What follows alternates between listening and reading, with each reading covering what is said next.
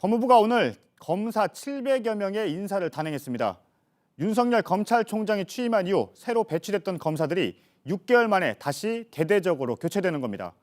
법무부는 지난해 인사 때 주요 보직에 특수부 출신들을 집중시켜서 이번에 정상화한 거라고 설명했습니다. 하지만 보름 전 대검 고위 간부들 모두 바꾼 데 이어 윤 총장의 힘을 뺀 거란 평가도 나옵니다. 먼저 송우영 기자가 보도합니다. 법무부가 발표한 상반기 검사 인사에 따르면 대검찰청의 수사지휘부서에 근무하던 기획관과 과장급 검사들 상당수가 교체됐습니다. 법무부는 인사 배경이 비정상의 정상화라고 밝혔습니다.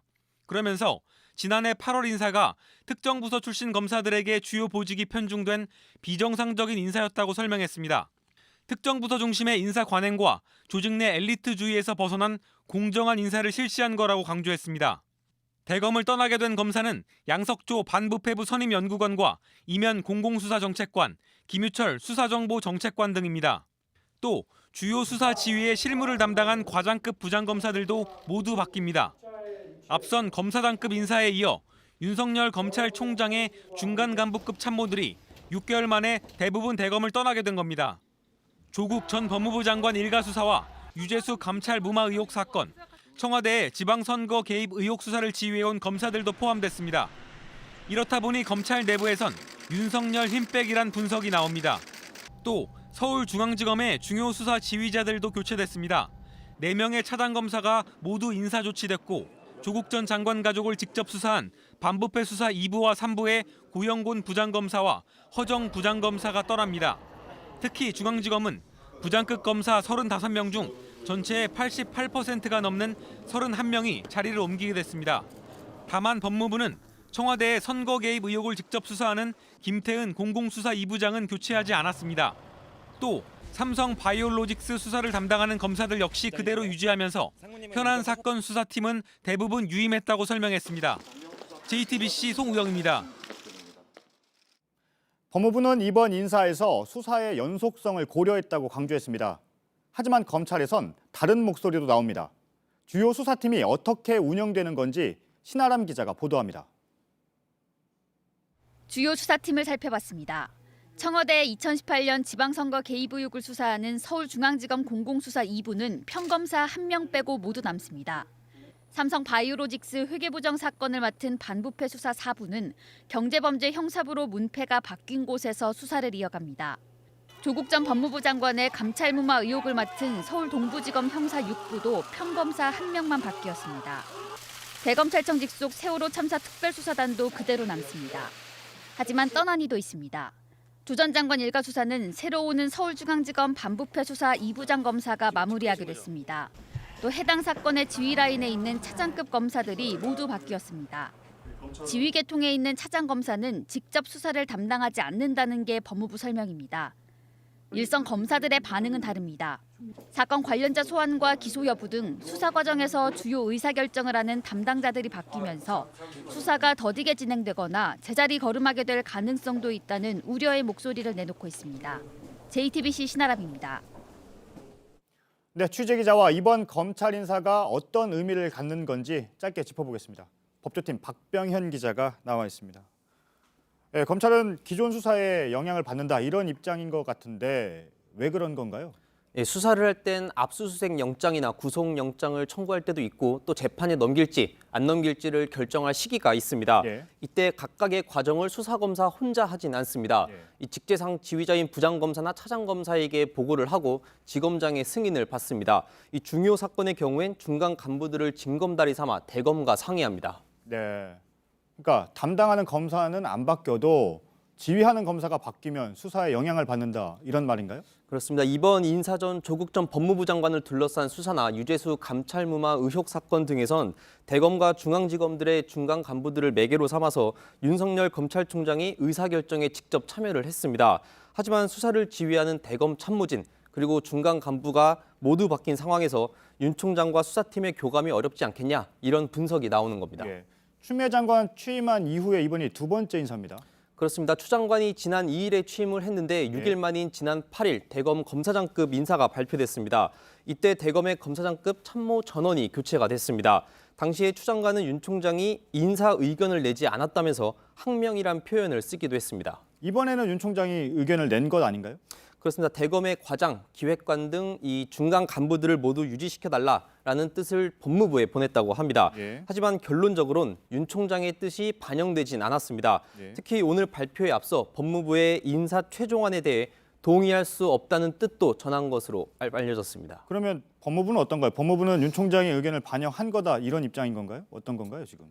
법무부는 구체적으로 그런 입장은 밝히진 않았습니다. 예. 다만 앞서 리포트에서도 밝혔듯이 이제 뭐 수사 지휘를 전혀 고려해서 인사안을 냈다 이런 입장, 원론적인 입장입니다. 예, 수사 연속성을 고려했다 이런 그렇습니다. 입장이라는 거죠. 예. 예, 알겠습니다. 오늘 일단 수사팀 검사들은 기존에 있는 거고 그리고 지휘 라인이 바뀐 건데 같이 호흡을 맞춰야 되는 상황인 거잖아요. 그렇습니다. 예. 하지만 일단 지켜봐야겠지만 이 수사팀과 지휘 라인 간의 의견 충돌이 발생할 가능성을 배제할 수는 없습니다. 예. 이미 유재수 감찰무마 의혹 사건에서 조 전 장관을 재판에 넘기느냐 안 넘기느냐를 놓고 대검 지휘부 간 이견이 드러나기도 했습니다. 앞으로 주요 수사에서 일선 수사팀과 지휘 라인 사인도 계속 지켜봐야 할 것으로 보입니다. 네. 한 가지만 더 가죠. 오늘 관심을 끈 인물 서지현 검사였습니다. 성추행 사건을 폭로했던 서지영 검사가 법무부에 발령 났습니다. 예. 아직 정확한 보직은 알려지진 않았습니다. 다만 법무부는 검찰의 조직 문화 개선, 양성평등 관련 업무를 담당하게 될 예정이라고 밝혔습니다. 예, 알겠습니다. 잘 들었습니다. 법조팀의 박병현 기자였습니다. 네, 청와대는 검찰의 인사권은 대통령에게 있다는 점만 강조하고 말을 아꼈습니다. 이 짧은 말을 되짚어보면 오늘 발표된 인사에도 대통령의 뜻이 담겼다는 얘기입니다. 이서준 기자입니다. 청와대는 검찰 인사에 대한 입장을 묻는 질문에 법무부 입장을 참고해달라고만 했습니다. 다만 홍보라인 관계자는 기자들에게 검찰 인사 제청권은 법무부 장관에게, 인사권은 대통령에게 있다고 말했습니다. 대통령이 신년 기자회견에서 밝힌 입장을 다시 한번 강조한 겁니다. 이 부분을 좀 분명히 해야 될 것 같습니다. 수사권은 검찰에 있습니다. 그러나 인사권은 장관과 대통령에게 있습니다. 결국 오늘 인사도 문재인 대통령의 뜻이 담긴 인사권의 행사였다는 얘기입니다. 이런 가운데 청와대는 오늘 지난해 11월 국민과의 대화 때 받은 질문지 2만여 건에 대한 답변을 홈페이지에 올렸습니다. 이 중 검찰 관련 질문에 대해선 검찰에 대한 국민 신뢰가 흔들리게 됐다. 조직을 위한 기관이 아닌 국민을 위한 기관이 되도록 민주적 통제를 강화하겠다고 답했습니다. 조국 전 장관 수사 등과 관련한 검찰의 수사 관행을 다시 한번 비판한 겁니다. 그러면서 청와대는 불가역적이고 가시적인 검찰 개혁을 하겠다고도 했습니다. JTBC 이서준입니다. 이렇게 인사가 발표되는 날에 검찰은 청와대 최강욱 공직기강 비서관을 재판에 넘겼습니다. 보름 전 인사 때 새로운 서울중앙지검장의 승인이 늦어지자 윤석열 검찰총장의 지시에 따라 진행했습니다. 그런데 법무부가 최 비서관을 기소한 게 적법 절차를 위반한 날치기 기소라며 감찰을 하겠다고 나섰습니다. 여성국 기자의 보도를 보시고 취재 기자를 바로 연결해 보겠습니다. 검찰은 최강욱 비서관이 2017년 10월 조국 전 법무부 장관의 아들 조모 씨에게 허위 인턴 증명서를 만들어준 걸로 의심하고 있습니다. 조 전 장관은 이 증명서를 아들의 대학원 입시에 제출해 입학 사정 업무를 방해한 혐의로 지난달 기소됐습니다. 검찰은 오늘 최 비서관도 공범으로 재판에 넘겼습니다. 이와 관련해 윤석열 검찰총장은 어제 이성윤 서울중앙지검장에게 최 비서관을 재판에 넘기라고 지시했습니다. 하지만 이 지검장은 결정을 내리지 않았다고 합니다. 시간이 지체되자 관련 수사를 지휘해온 송경호 3차장 검사 등은 최 비서관을 기소했습니다. 이에 대해 최 비서관 측은 입장문을 내고 검찰이 혐의를 만들어냈다고 주장했습니다. 이번 기소는 명백한 직권남용으로 윤 총장과 수사팀을 고발하겠다고도 했습니다. 또 검찰의 지난해 12월 출석 요구서를 공개하며 최 비서관이 피의자 신분이 아니라고 주장했습니다. JTBC 여성국입니다. 네, 법무부가 1시간 전에 최 비서관을 기소하는 과정에 대해 감찰을 하겠다고 밝혔습니다. 곧바로 대검은 적법한 기소였다고 반격에 나섰는데요. 취재 기자를 연결해 보겠습니다. 백종훈 기자, 법무부가 감찰을 하겠다고 밝힌 이유는 뭔가요? 예, 법무부는 어제 이성윤 서울중앙지검장이 수사팀으로부터 최 비서관 기소안을 보고받았다고 밝혔습니다. 이 지검장이 서면 조사만으로 기소하는 것은 부족하니 소환 조사 후에 처리하라고 구체적으로 지시를 했다는 것입니다. 그런데도 고용건 반부패 수사 2부장과 송경호 3차장 검사가 오늘 오전 인사 발표 30분 전에 지시를 어기고 기소를 강행했다는 겁니다. 지시 불이행, 나아가 날치기 기소라는 게 법무부의 입장입니다. 그럼 감찰 대상은 어떻게 됩니까? 예, 일단 송 차장 검사와 고 부장 검사가 포함이 됐습니다. 또 이 지검장도 윤 총장의 지시에 대해 이의 제기를 했다고 하는데요.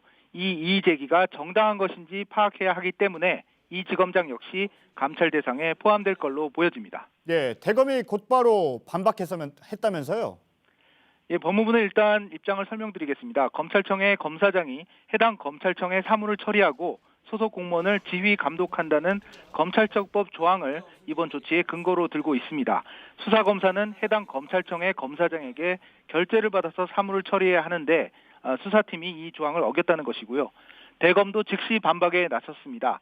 윤 총장이야말로 검찰청법에 따라서 검찰 사무를 총괄하고 검사 전체를 지휘 감독하는 권한이 있다고 했습니다. 따라서 윤 총장의 지휘에 따른 수사팀의 기소는 적법한 기소라고 밝혔습니다. 네, 알겠습니다. 백종훈 기자였습니다.